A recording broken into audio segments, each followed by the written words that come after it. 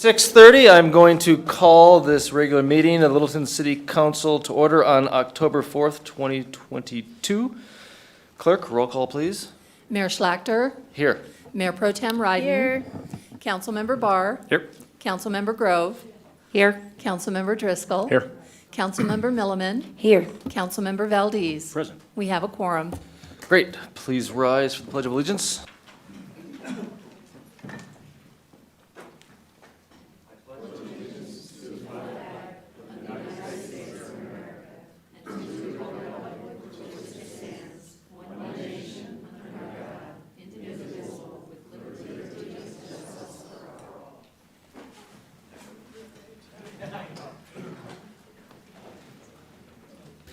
All right, item 3 on the agenda is the approval of the agenda. Council, everyone had a chance to review the agenda. Any changes? Seeing none, it's approved without objection. Item 4 is comments and reports. We're going to start with the city manager. Mayor, thanks. No reports tonight. City attorney. Just briefly, because I feel like I can talk this time. I provided a couple updates and study sessions regarding the sale of the Broncos and what that means to the city of Littleton.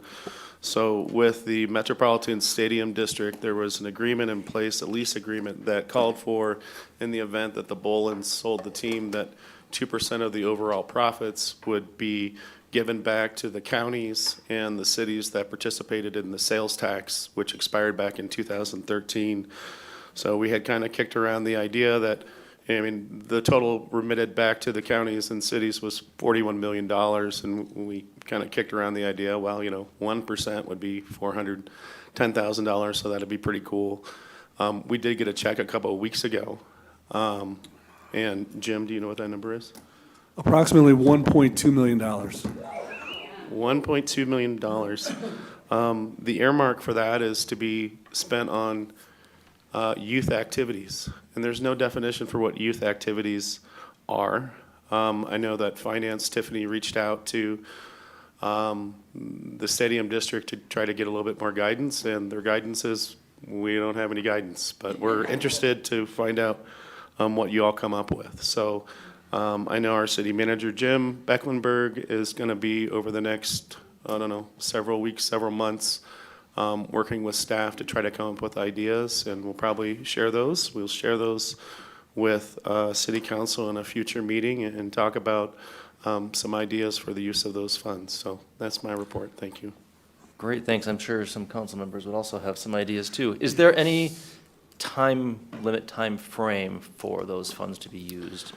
There wasn't anything set forth in the agreement that called for when the use of those funds occurred. I know that they were going to check in, at least when I met with their attorney, within the next year to probably get an idea for how those funds were being used, so they can report back as well. So no definitive timeline, but obviously we'll have that conversation far before that time. Great, thanks. All right, we're going to start with Mayor Pro Tem Ryden. Thank you, Mayor. A couple things to report. The Arapahoe County Commissioners, they hosted a virtual town hall via phone on the opiate resettlement money. There are about 1,500 participants on that call, which surprised me. They asked me to be a part of it since I'm one of the representatives on that governance committee. And there were a lot of really great questions. So I was glad I got to be a part of that and share some information with our community.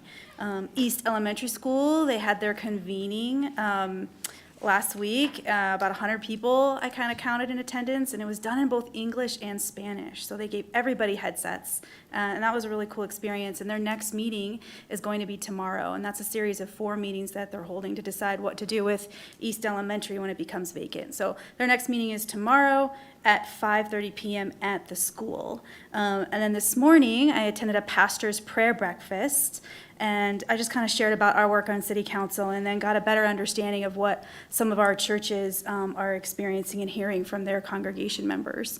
Littleton Inc., which is a cohort of different churches who just serve the community, they're hosting or having their annual gathering on Friday, October 14th at 6:30. It's going to be at Our Father Lutheran Church. It's an opportunity just to enjoy inspirational music and stories, and there's dessert and fellowship. And then Councilmember Pam Grove and I, we hosted a citizens meeting this past Saturday. We had about 30 in attendance, I would say, for that. We split into small groups and had it be more discussion focused, and we tried to get some feedback. One of the questions we asked is, what more do you want to see from your city council members? And we got some interesting responses. So I just thought I would share with everybody so you have kind of that feedback. They want to see some more communication of events. And we know some of this will be addressed with the new website, kind of simplifying things. They also want more convenings or type town halls from their city council members. And they want them maybe like twice a year or something like that. They thought the smaller subset groups and meetings were really helpful. They also suggested a welcome of some kind for new people who are moving into the city. I thought that was interesting, and I want to think about that a little bit more. And then, of course, name tags for these public meetings, which I understand is in the works. Like, we don't have any right now, but that's really helpful for people to know who, not only in our meetings, but for planning commission meetings and other things like that. Really great meeting, and I'm glad we got to host it.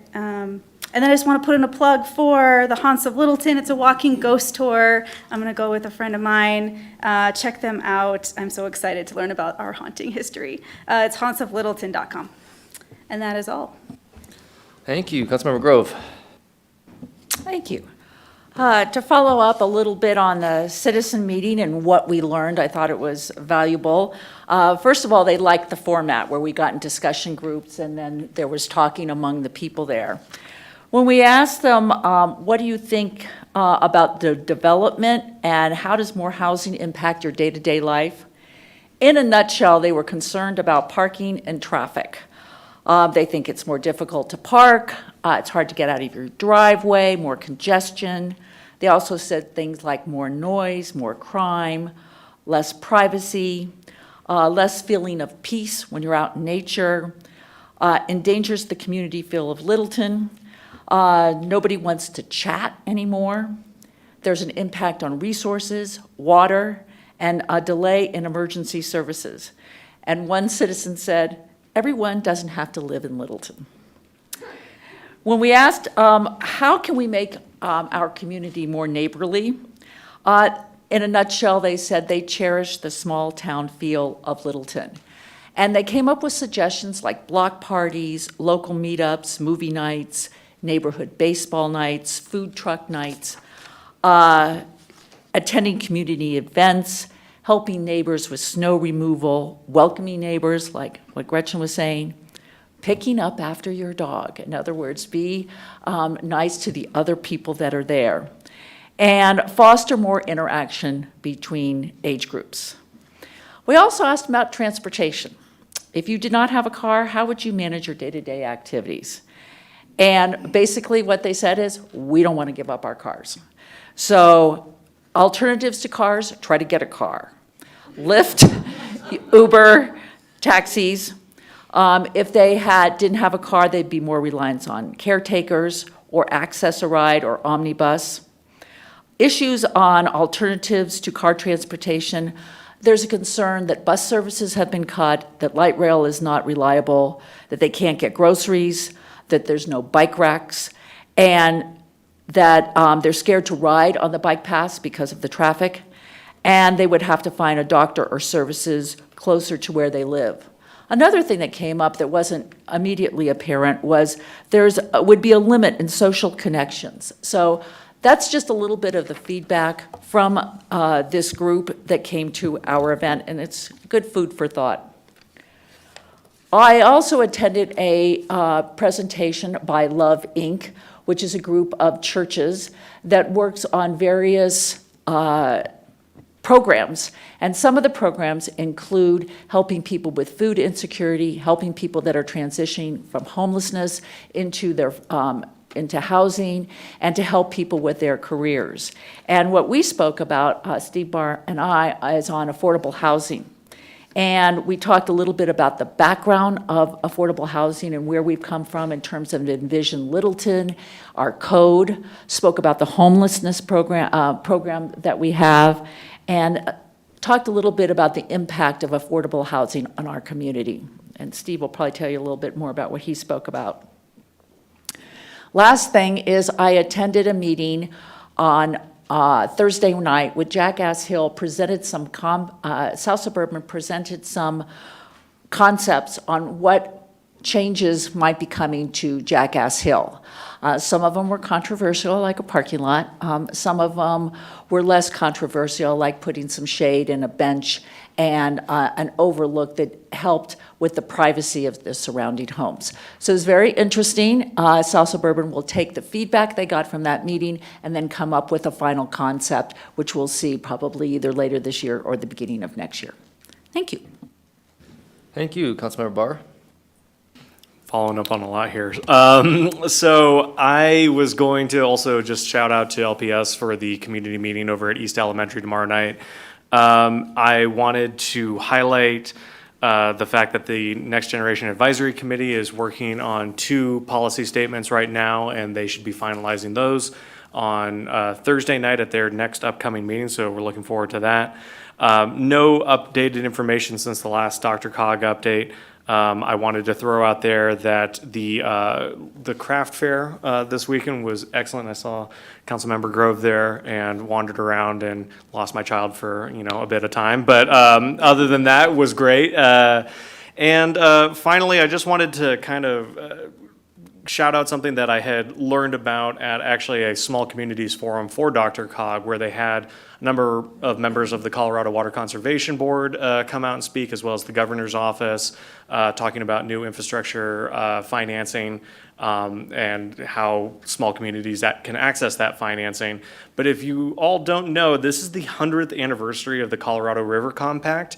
It is currently in a state of tense negotiation, which you may be seeing in the news. I would encourage y'all to go to water22.org. This is the state of Colorado's water plan, essentially how we are managing the upper and lower basins and essentially all of the water that is feeding both Coloradans and Arizonans and Nevadans and Southern Californians, if it ever eventually gets there anymore. So I just wanted to say, it's worth learning about, because this is kind of a historic moment in water history.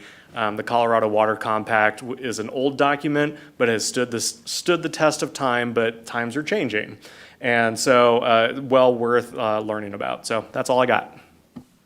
Thank you, Councilmember Driscoll. Yes, excuse me, thank you. Just a reminder, tomorrow morning at 8 o'clock at the Littleton Town Hall, there will be the merchants meeting. You're all welcome to come on down and see what the merchants are up to. Also, I've been attending our Downtown Development Authority meetings every Tuesday for the past month and a half or so. For those people within that district, we'll be receiving 3 mailers explaining the DDA. They'll have a website on there, link. It's littletondda.org. They'll be able to read up on the DDA and make their decision. So be on the lookout for information on 3C, 3D, and 3F. Those are the 3 ballot questions that will be on the November 4th ballot. And then just a reminder, Hudson Gardens is running a magic of jack-o'-lanterns. I was wondering what was going on over there as I rode by on my bike this afternoon and saw all the setup. It looks pretty cool. Over 7,000 hand-carved pumpkins and a light show. So check that out. That runs every Wednesday, Thursday, Friday, Saturday, and Sunday. It does not run Monday and Tuesday. Thanks. Thank you, Councilmember Milliman. Hi, so I attended the East Elementary meeting, what was that, a week or so ago? And it was very well attended, super important asset to that community. I highly suggest everybody attend that meeting tomorrow night as well. And I too attended the Jackass Hill discussion at Hudson Gardens last Thursday. Yeah, but I came in, I was in the back, so you didn't see me, but I was there too. And I thought it was a really good presentation by South Suburban, and hopefully they get a lot of feedback about their ideas. And two more things. If you have not seen Xanadu at Town Hall Art Center, please go and see it. It is so fantastic. I think Nick Sugar is the director. Yes, there were roller skates on the stage. It was fantastic. And then last thing is the Housing Task Force is meeting next Monday, and they'll be reviewing the inclusionary housing ordinance that should be coming in front of us in a couple weeks. Thanks. Thank you, Councilmember Valdez. Thank you. All right, the Kitchering Craft Fair was back full swing again after the government shut down from COVID. It was very well attended. I like that. The weather was absolutely perfect. I talked to some of the vendors out there, and they just loved that event. And I live in that neighborhood, so you see people walking through the neighborhood carrying all kinds of interesting things.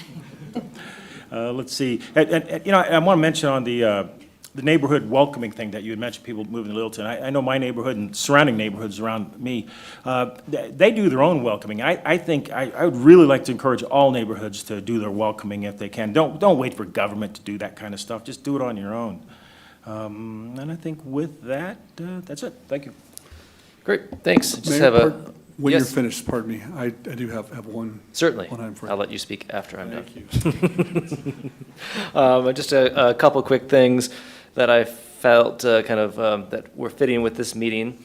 I saw an update. Metro Mayor's Caucus always sends a weekly digest with things that are going on. A couple things caught my eyes, especially since I'll be reading a proclamation about Community Planning Month.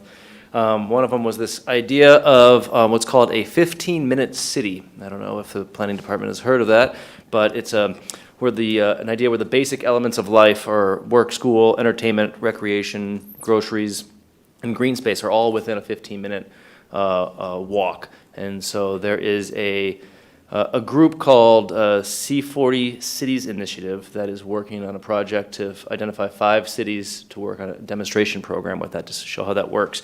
And the goal with this is to make it so the residents are less car dependent and can get around and get to places without having a car, which also helps reduce automobile emissions to combat climate change. So that's just an interesting thing as we're thinking about with some of the developments in the city to take a look at that mindset of, is there enough stuff within that people can get around and get everything. They don't have to hop in a car just to go get groceries.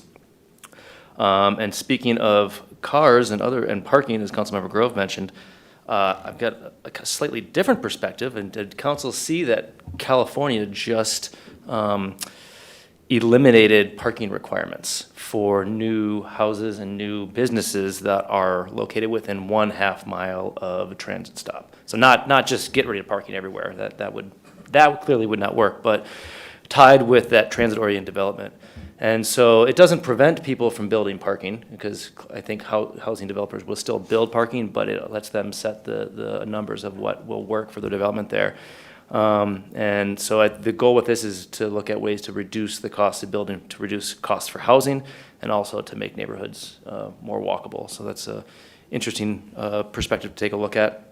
And then lastly, I don't know if staff saw that today FEMA announced the application period open for more than $3 billion for 2 grant programs for what's called the Building Resilient Infrastructure in Communities and Flood Mitigation Assistance program. So that might be something, I don't know if there's anything that would make sense with that, but that was part of the bipartisan infrastructure act. So that would be something to look at to see if there's any way we can utilize those dollars to help improve our community. And that's all I have, so I'm going to turn it back over to the city manager. Thank you, Mayor. Sorry for speaking out of turn a minute ago, but I do want to remind the council and the public that this Thursday morning, it's, October 6th at 7:30 a.m., this council, along with the city councils from Sheridan and Englewood, will be meeting here for updates on the Tri-Cities homelessness initiatives, also on some housing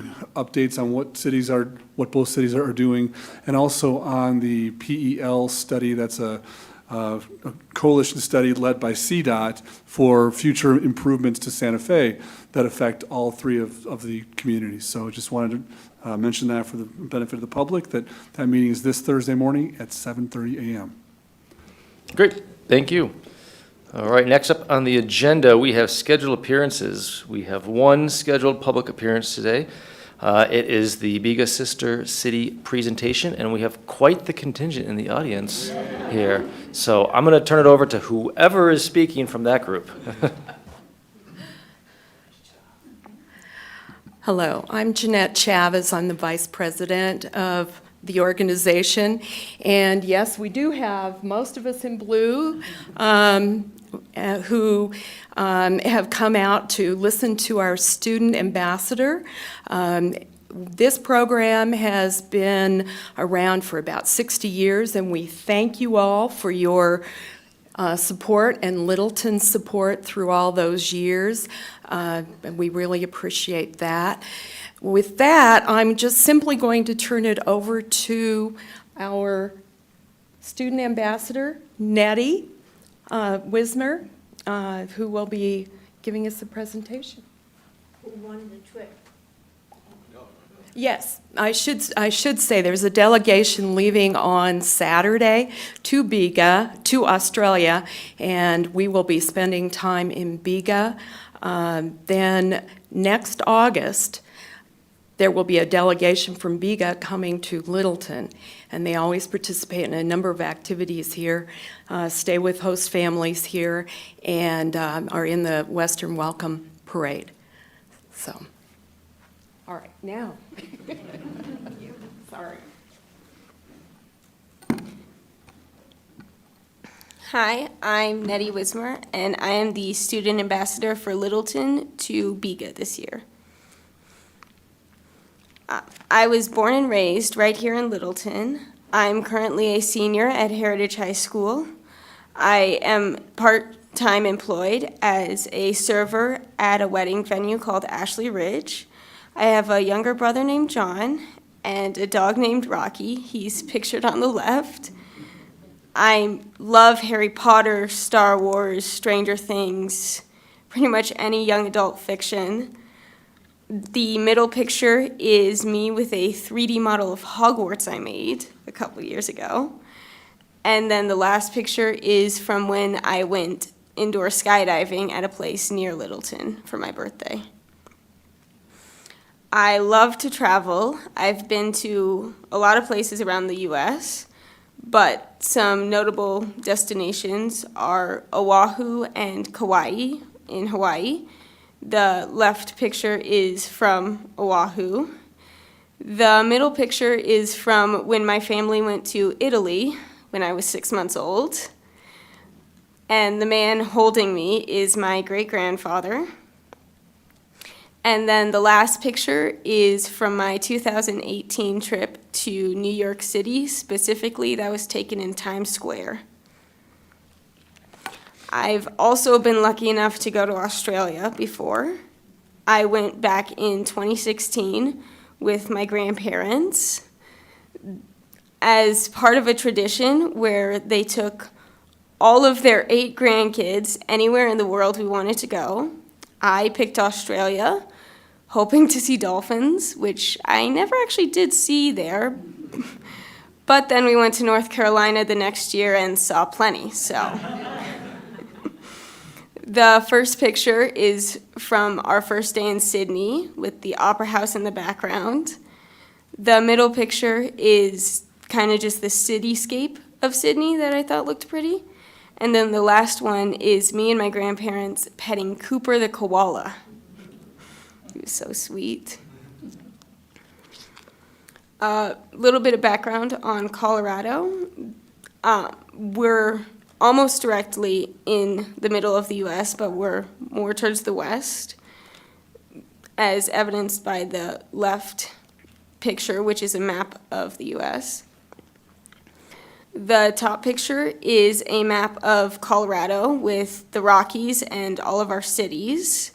And then the bottom is the Colorado flag. The gold stands for sunshine and the gold rush, which brought everyone to Colorado. The blue is for blue skies. White is for the snow-capped Rockies. And the red is for the color of our soil. Colorado is actually the Spanish word for reddish, so that's where we get our name.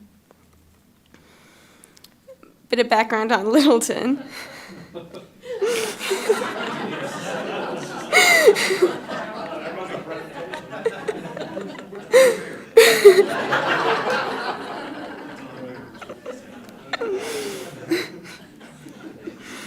We're more on the southern end of the Denver metro area. The left picture is the same map from before of Colorado with Littleton circled.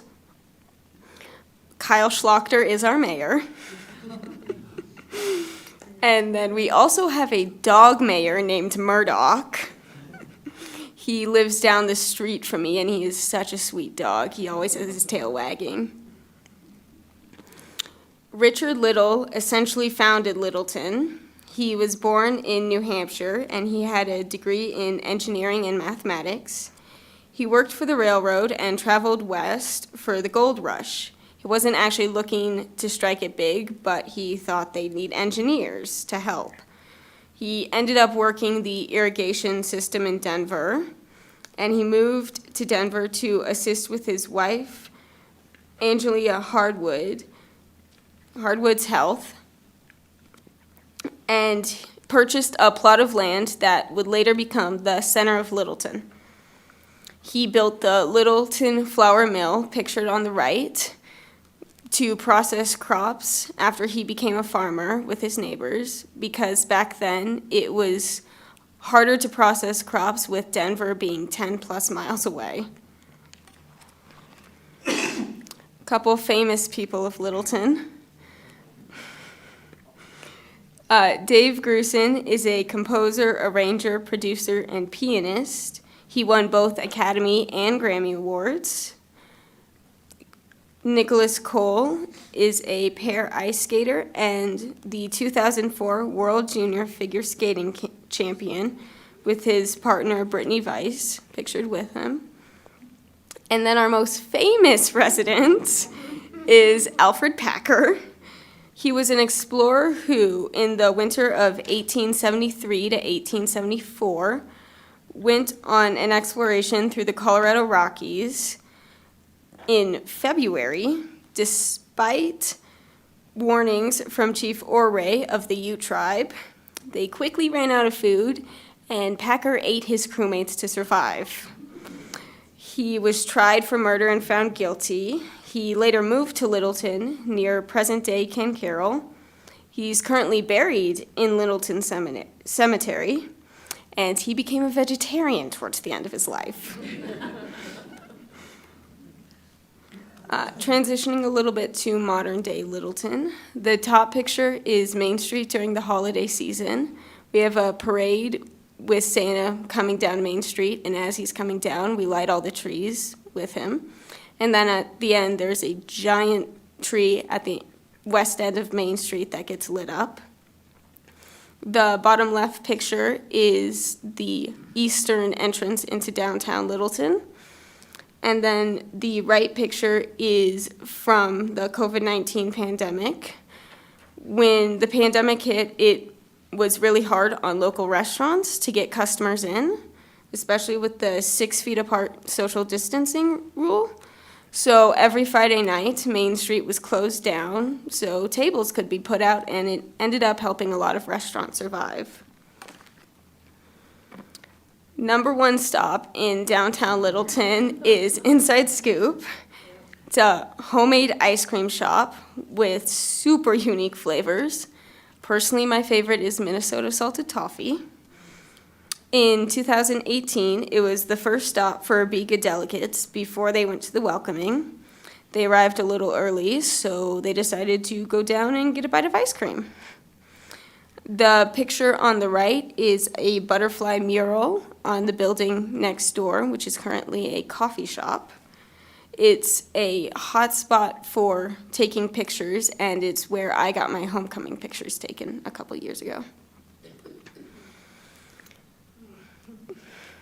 Graceful Cafe is a pay-what-you-can cafe where servers are volunteers, and it's ended up helping a lot of people who are struggling financially to get a good meal. They have a delicious cinnamon roll on Saturday mornings. The picture on the right is my brother, my grandparents, my parents, and then me on a Saturday morning where we all went down there.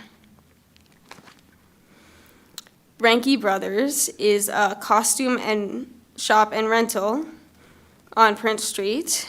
During the Halloween season, they have a very fun haunted house.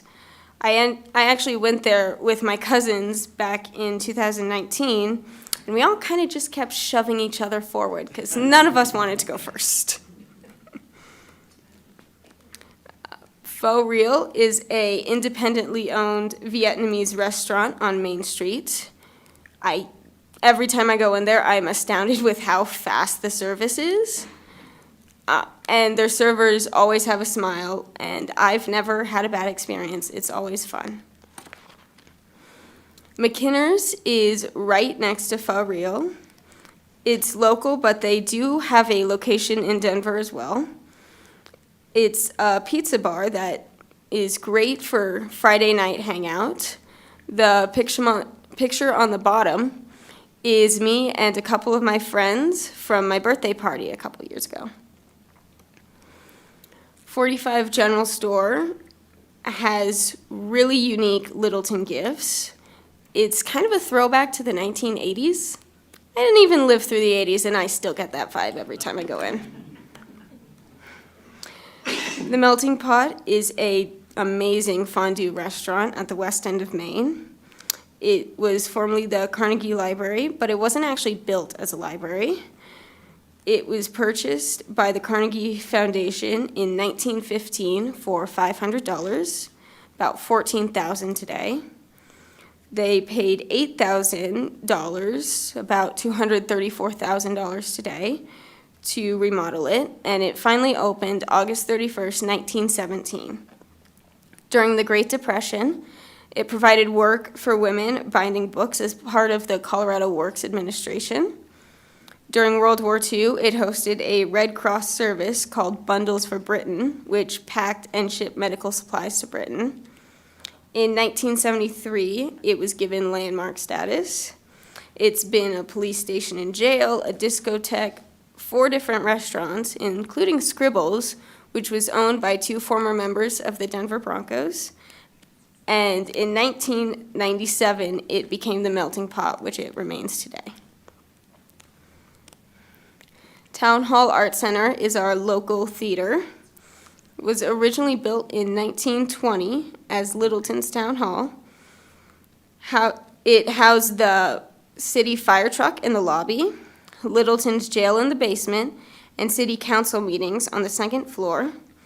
In 1976, the building was vacant as Littleton had created a new city center. In 1980, a fundraising campaign was started to make sure that Littleton had a performing arts center. In 1982, Town Hall Art Center put on its very first show in a 206-seat theater. Today, they do plays at professional and amateur level. They have a lot of programs for children and teenagers. Personally, I did 6 of these, 4 Harry Potter and 2 Shakespeare. The picture on the right is my friend, my brother, a couple more of my friends, my dad and his friend in the back, then my grandpa, and they're all kind of holding me up. That was after my performance in Hamlet. Western Welcome Week is our annual celebration of Littleton's Western heritage. It has been going on for 94 years. This picture is from the most recent parade, and many of the people in the parade will be going to Australia this year. A little bit of history on the sister city relationship between Bega and Littleton.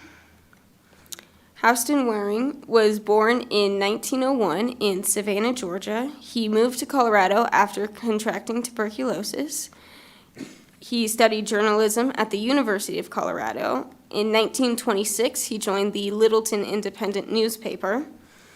During his time there, he openly opposed the Ku Klux Klan, FDR's third term, and the Vietnam War. He also co-founded the Bega-Littleton Sister City Exchange with his partner, Walter Curley Annabelle. Curley was born in 1907 in Sydney, Australia. After his father died, he had to support the family, so he left school and got a job at the Sydney Morning Herald. At that job, he grew his love of arts and literature. In the 1930s, he served on the Australian Olympic ski team. He also served in World War II on the Australian Air Force. He became editor of Bega District News in 1946. He saw the story Small Town Editor, which was a newsreel that profiled House, and he noticed a lot of similarities between his job and House's. So he reached out to just discuss life and work. They began to exchange gifts and letters. The similarities they found in each other led to the relationship between the two cities that we have today. Kind of a general timeline, in 1951, Houston Waring was profiled in a newsreel about small-town newspaper editors. In 1954, Curley reached out to Waring after seeing the newsreel, sparking a lifelong friendship between the two. In 1956, U.S. President Dwight D. Eisenhower proposed the Sister City International, making Littleton and Bega the first U.S.-Australia sister city pair. In 1961, 4 students accompanied the Bega delegation to Littleton. And in 1996, a Littleton student accompanied the delegation to Bega. Bega Park is a park in downtown Littleton that celebrates the sister city relationship. The 2 outside pictures are from a map in the concrete that mark Bega and Littleton with bronze stars. The picture in the middle is a metal kangaroo that was actually brought to the U.S. from Australia in 2016. Customs on bringing it over were a little complicated, and they ended up having to get the military involved. This statue commemorates the sister city relationship as sparked by House and Waring, and the plaque commemorates the friendship that they had between each other. The park is super hidden, beautiful, and scenic. It's a great spot to go for just an afternoon walk. Bega Park also has some personal significance to me. The tree and bench in these pictures were dedicated to my grandfather, Brian Pendleton. He was an amazing person who brought out the best in everyone who ever met him. He was actually the grandfather who took me to Australia. On his plaque are the words, "Travel widely, explore broadly, love deeply," and nothing better sums up the man that my G-Pa was and the legacy he leaves behind. While it is important to notice our similarities, it's also important to celebrate our differences. Bega is more of a rainforest near a beach, while Littleton is more of a valley region near mountains. In Bega, you will find wombats, kangaroos, and wallabies.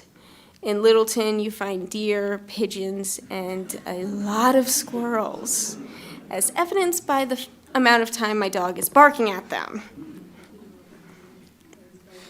All right. Thank you for having me.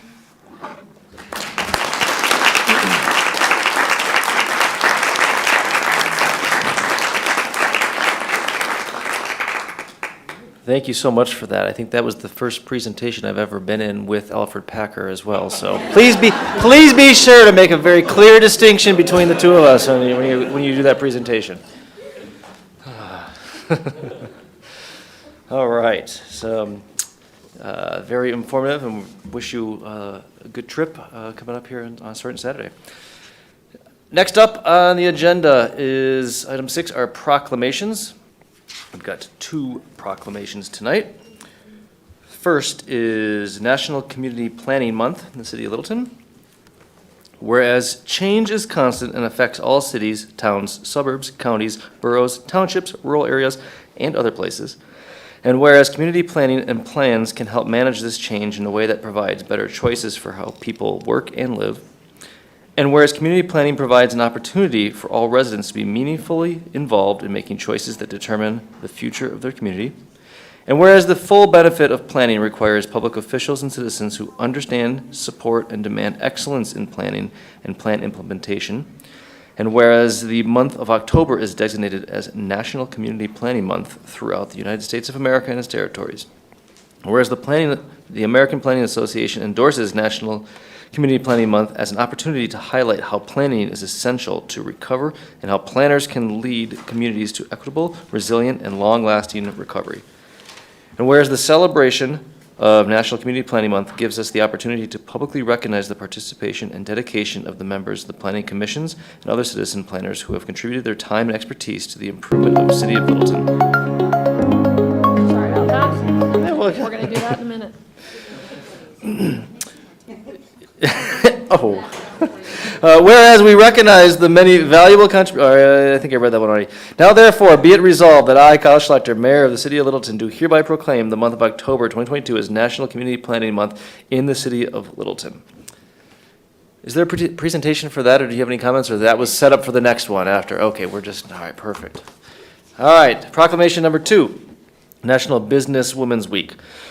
Whereas the City of Littleton recognizes the achievements and contributions of working women during the National Business Women's Week, and whereas in order to honor the significant contributions of working women and employers who support working women and their families, and whereas according to statistics from the American Express opened the State of Women-Owned Businesses in 2019, 50% of the American labor force is comprised of women. And whereas over 11.6 million firms are owned by women, employing nearly 9 million people and generating $1.7 trillion in sales, whereas majority women-owned firms account for 39% of all privately held firms and contribute 8% of employment and 4.2% of revenues, and whereas 5.4 million firms are majority owned by women of color in the U.S., and these firms employ 2.1 million people and generate $361 billion in revenues annually. Whereas the City of Littleton advocates for equity and equality for all women and supports better conditions for working women through supportive social, educational, economic, and political platforms. Now, therefore, I, Kyle Schlechter, Mayor of the City of Littleton, do hereby proclaim October 17th through October 21st, 2022 as National Business Women's Week. I call upon all City of Littleton citizens, all civic and fraternal groups, all educational associations, all news media, as well as other community organizations to join this salute to working women. I encourage all to promote the celebration of achievements of all business and professional women as they contribute daily to our economic, civic, and cultural purposes and progress. And I believe we have Jamie Kraut is going to introduce a video. Good evening, Mayor and council members. So this whole month is National Women's Small Business Month, and Economic Development has been working with the Communications Department to put together a campaign. So this video is a part of that campaign. So I will pull it up real quick and let you guys see what we've been working on.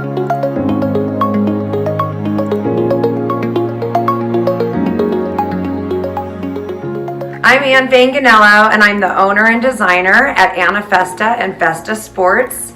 We are a woman-owned and operated business here in Littleton. All of my contracted laborers are women in Colorado. I'm super proud to support women and our Colorado economy. Good afternoon, I'm Rhonda Lord, owner of Express Employment Professionals here in Littleton, Colorado. We're a full-service staffing firm, so we help employers find quality skilled individuals, as well as employees find the employer that they've been looking for. We are women-owned, and I believe that that has been a real important factor in this business. I'm Shelly Meisner, and I own Evolution Hair Studio located here in downtown Littleton. It's a female-owned business. It's just me and another of my colleagues. T is here renting a space from me. I have 4 stations and room for more people, but right now it's just us 2 ladies that are here. I've been open for about 8.5 years. I like to feature local artists. Currently we have a female artist on the wall, Alice Hayden, and she is with the Heritage Fine Artisan Guild. Welcome to Pound for Pound Muay Thai. My name is Ashley Houghton. I am the owner. We just moved to our Littleton location a few months ago, but we've been in business ongoing for almost 10 years in this local community. At P4P, we pride ourselves on fostering a safe and supportive community. If you take away the professional athletes that train at our gyms, the majority of our members are females, and that is something that I'm really proud of. We don't have egos here. We really do foster a community that is supportive and welcoming, and we train all levels.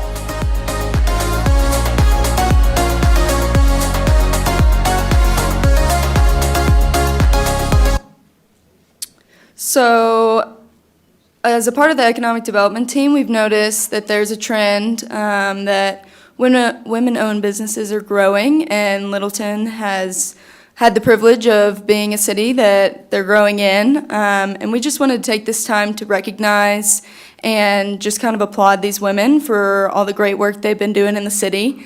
This has been really fun because these are women that we've gotten to connect with during our retention efforts in the city, and just gotten to visit with them and build relationships with them ahead of time, and then kind of, just support them and kind of capture the essence of their businesses. So thank you guys for watching, and if you have any questions or anything. Thank you. Any questions, anyone? Councilmember Groves have a question. Here, microphone. Sorry. Is this going to go on the website or be distributed or? Yeah, it'll be on social media. So I believe David will be posting that out pretty soon here. Yeah. Thank you. Okay, thank you so much. Well done. Thank you. All right, next item on the agenda, item 7 is public comment. Public comment is a time for members of the public to come speak to council about concerns or issues or compliments that they have regarding the city issues. If you wish to address council under public comment, please sign in on the speaker form before the meeting. Each speaker will be limited to 3 minutes. I will notify you if you reach your allotted time. I do ask all members of the audience to please be respectful and remain silent while others are speaking. We are not authorized by the Colorado Open Meeting Laws to discuss or comment or take action on issues raised during public comment. It's not part of tonight's agenda, though I may refer issues to the city manager or attorney for further information. So I will call those who have signed up one at a time. Please introduce yourself, your name and address. And then after no one else signed up, I'll see if other people want to come down. We have one person signed up, Lynn Christensen.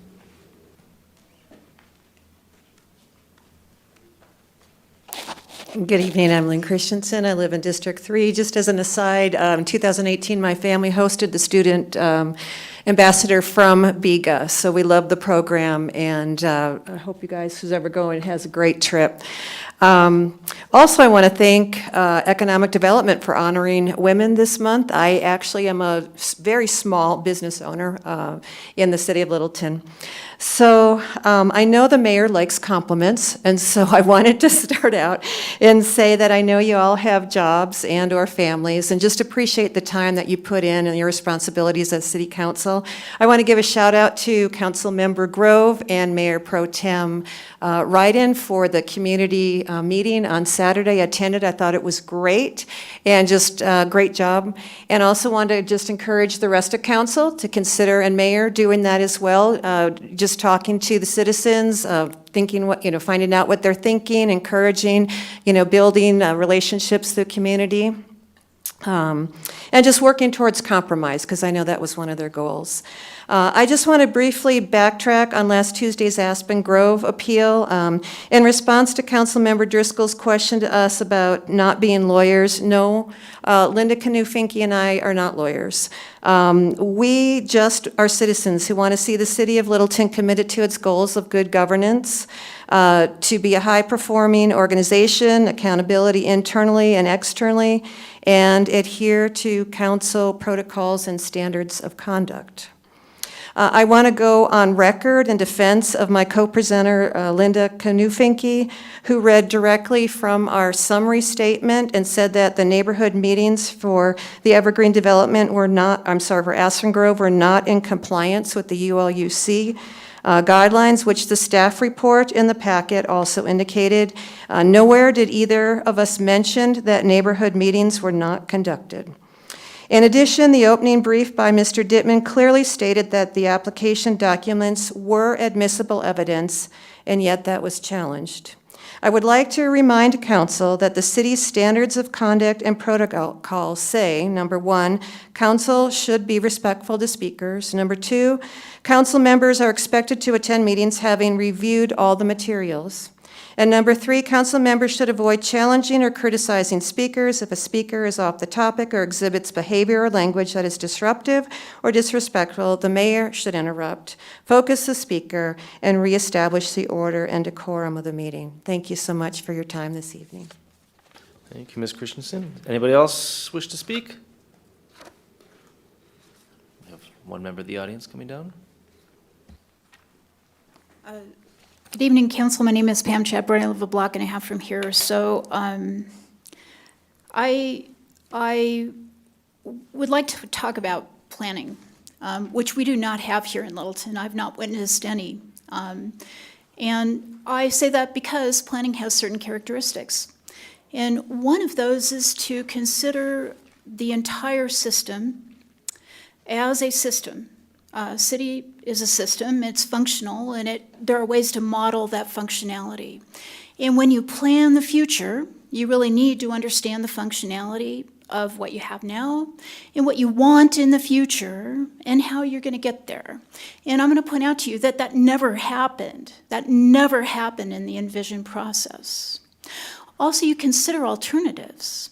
And we never had alternatives. We never had alternatives in the envision process. There was never, here are 3 visions of Littleton, what do you want? It was, here are 5 kind of vague lenses that we're going to look at Littleton with.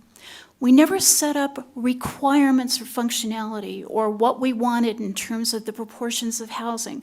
We, to this day, do not have requirements for the number of housing units that we're going to have that are below market rate and where they're going to be allocated in the city. That doesn't exist. Or for rentals and ownership, or for in HOAs or not.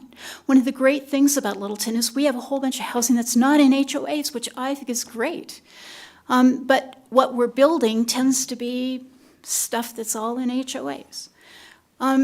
So much is left out of what we have now. Let me also say that we had the bones of a walkable community because we had corridors that had business one, neighborhood businesses, and people could walk to them. You know, walkable development is not by an owner on a property. It is by a city, and we had the bones of it, which the ULUC destroys by putting residential on the corridors. And there's no preservation of this structure of having great local businesses along the corridors. And the concept that mixed use is going to supply that without any requirements, without requirements for where that's going to be, is naive at best. We do not have planning in Littleton. I look forward to the day that we do, but it would be characterized by working models of a city and building out a feasible way to get to what our goals and objectives are. And along the way, with alternatives and options that we all weigh in on. And I look forward to the day that we have planning in Littleton. Thank you, Thanks. Ms. Chadbourne. Is there anyone else that wishes to speak? Seeing no one, do the city manager or city attorney have any response to any public comment at all? Not that I'm requesting it, just do you have anything? I do not, Mayor.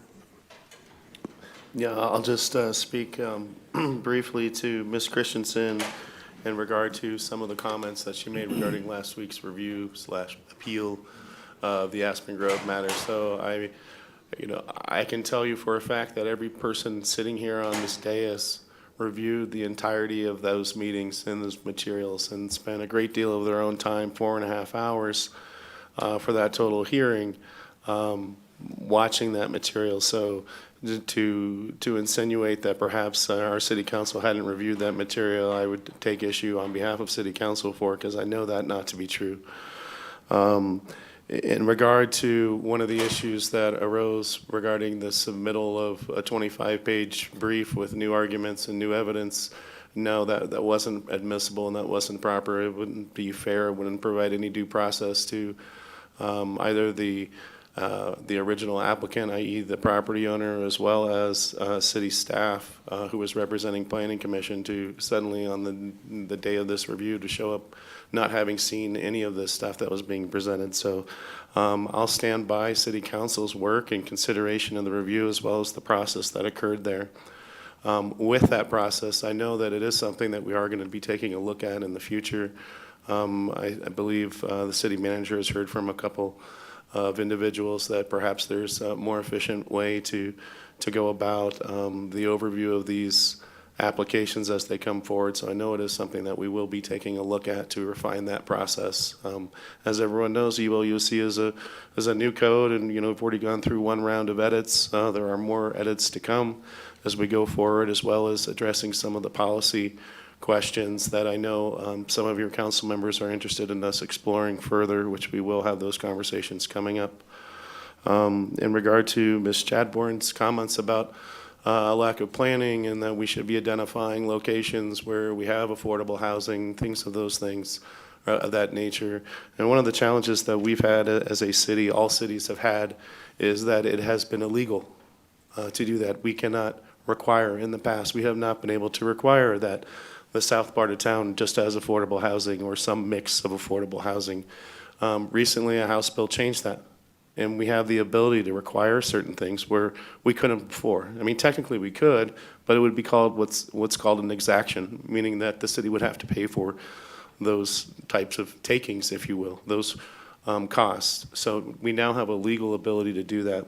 We are in the process of drafting the inclusionary housing ordinance. I hope to have it finished in the next couple days, sharing it with some members of the staff internally, as well as our housing task force that has been working really hard on this, as Ms. Milliman knows, to advance these issues. And I know a lot of our council member has wanted to advance these issues where just in the past we haven't had the ability legally to do it. We hope to have that public hearing in front of City Council on November 1st. And so I invite those folks who are interested about affordable housing to show up on Thursday when we talk about homelessness and we talk about some of the efforts that we're doing to make the cost of living perhaps more attainable for some folks within our local jurisdictions, not only for those experiencing homeless, but for those that are having difficulties finding their way into our market. So that'll be a conversation that Tri-Cities will be having, as City Manager Becklenberg mentioned, 7:30 in the morning on Thursday, representatives from Sheridan, Inglewood, and City of Littleton. On November 1st, we'll have the inclusionary housing ordinance here at a public hearing. So for those folks that are watching at home or interested or have an opinion on things, feel free to show up. Feel free to offer comments after you see it on first reading.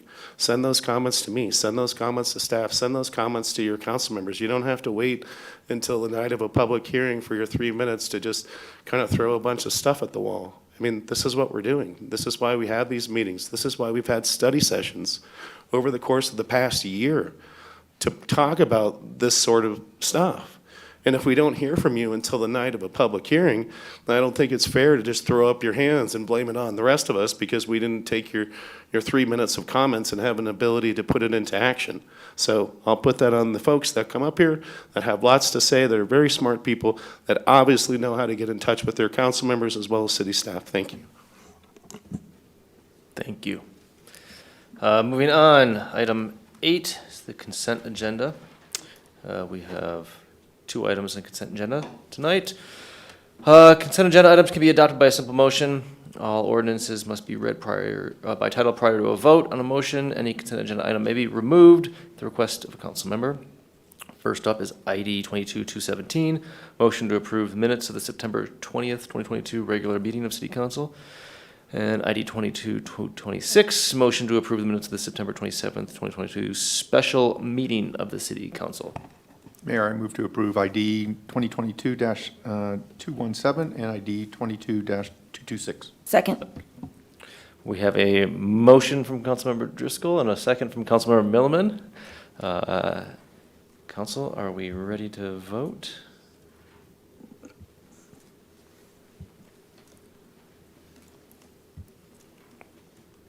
The vote is 7 in favor. The motion carries unanimously. Great. All right, next up is general business. We have 4 resolutions on general business tonight, and I'm going to turn it over to the city manager to kind of explain why we have these resolutions here, and then we'll go through, we'll have one presentation here, and then we'll just bring them up one at a time for council to discuss. So, Thank you, Mayor. Good evening, members of council. Colorado's Fair Campaign Practices Act allows city councils to take positions on ballot measures that have been referred to the voters. So for that reason, tonight, as council's aware, our council has referred several measures to the ballot. And so council has prepared resolutions in support of these measures, which would provide the opportunity for the council to make a public statement in support of those ballot measures.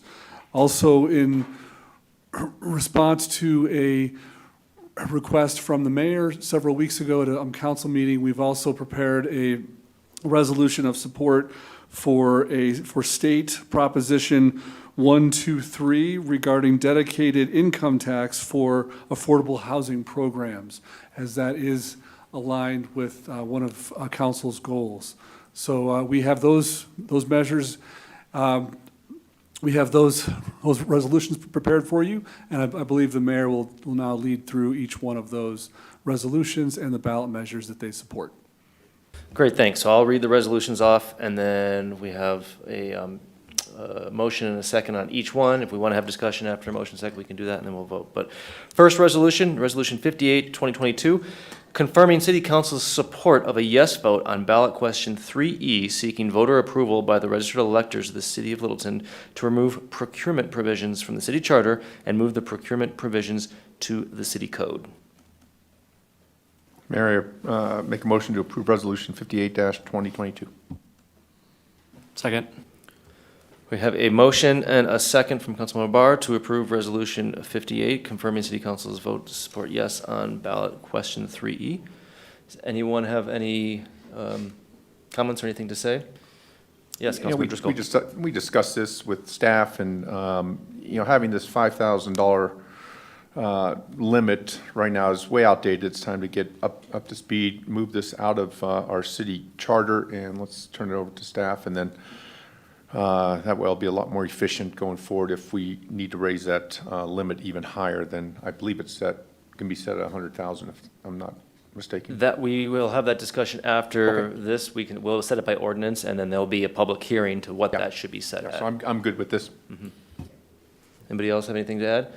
Councilmember Barr? Yeah, I just wanted to say, I've heard during public meetings as well that a concern around this is that it does not define a particular procurement policy within the resolution. And I just want to go on record by saying that I do support it moving, into the city code and out of the charter. And this will allow for us to build transparent and effective procurement policies that we will, effectively communicate out to the public.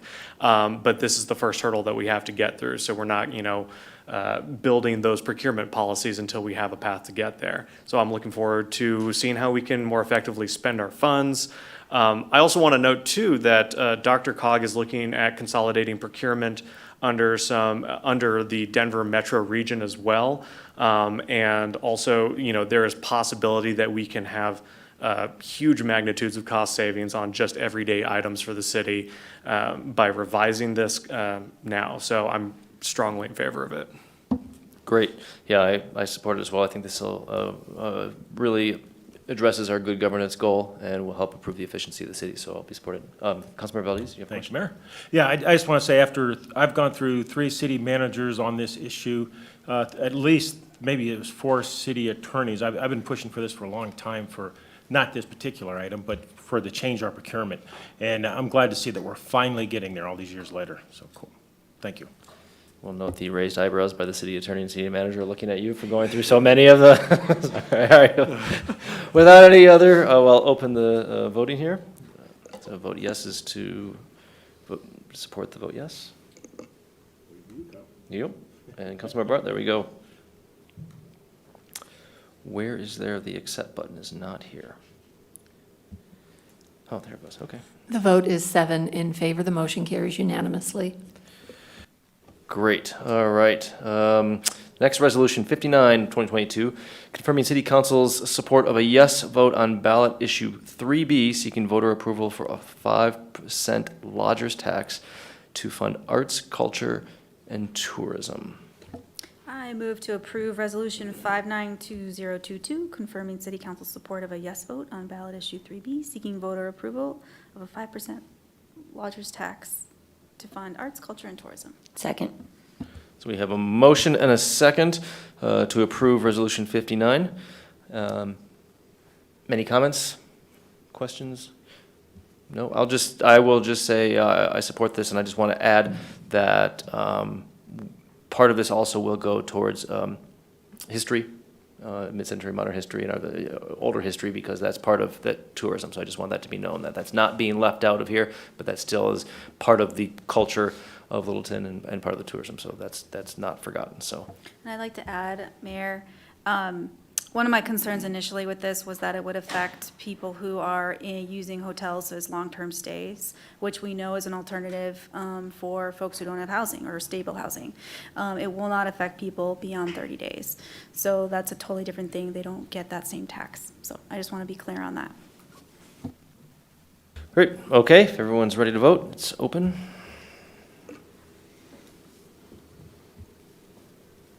The vote is 7 in favor. The motion carries unanimously. Thank you. Next up, Resolution 60, 2022, confirming City Council's support of a yes vote on ballot measures 3C, 3D, and 3F regarding the Downtown Development Authority. Mayor, I move to approve Resolution 60-2022. Second? I have a motion and a second by Councilmember Valdez to approve Resolution 60. Any comments? Councilmember Driscoll. Yeah, I've been involved in this project probably for the last 2.5 years or so, and I just, I think it's going to be one of those game changers for the downtown area, the district that we've created. We're going to try to put out as much information to those people that are going to be voting. I'm highly in support of this, but it's one of those things that we need the funding mechanism behind it. So as you can see there, the city is asking us to make a stand on all 3 points. One is to create the DDA, the other two are to create the funding mechanism behind it. So for those people that live in the downtown district area, look for those mailers to come out soon. Thanks. Anybody else have anything else to say on that one? Yeah. Councilmember Ryan. I will add that there is some concern that I've heard from folks that if this passes, that it will be controlled by a governing body that maybe is very one-sided on certain things. And I want to assure our public that that's not the intent, and that City Council will be making those decisions to elect those members of that DDA initially. And I am looking for diversity, and I will be asking questions to support that, if that comes to fruition. Great, thank you. All right, voting is now open.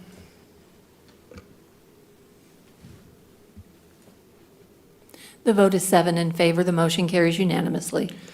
Thank you. And last up, Resolution 61, 2022, confirming City Council's support of a yes vote on State Proposition 123 regarding dedicated state income tax revenue for affordable housing programs. Mayor, I move to approve Resolution 61-2022. And I'll second that.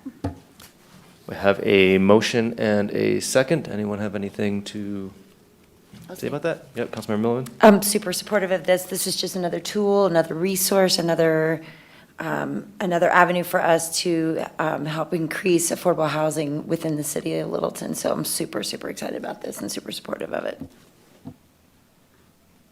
Anyone else? Councilmember or Mayor Pro Tem Redden? Yep. I'm also very supportive of this. I mean, this could guarantee, upwards of $300 million at the state level for housing. And our council has allocated some housing position to help really attract and identify grant money, and this would be a pot that we could pull from to help bring that housing into our community. All right, I'll just add that no one else has anything else. I just want to say that this, this is not one of the city initiated ballot proposals there. So with being a state proposal, I just want to say, the Metropolitan Mayor's Caucus is supporting it with bipartisan support. There's bipartisan support out there because I know these state issues can kind of get a little more political, and I think this is just a good thing to help support. It's not a perfect solution, but it's going to help address affordable housing, and we can use all the help we can get with that. So I'm going to support that. All right, without anything else to say, ready to vote? The vote is 7 in favor. The motion carries unanimously. Great, thank you so much. And we have no ordinances on second reading, no public hearings tonight. So last up, adjournment. With no further business to conduct, we are adjourned at 7:40 p.m.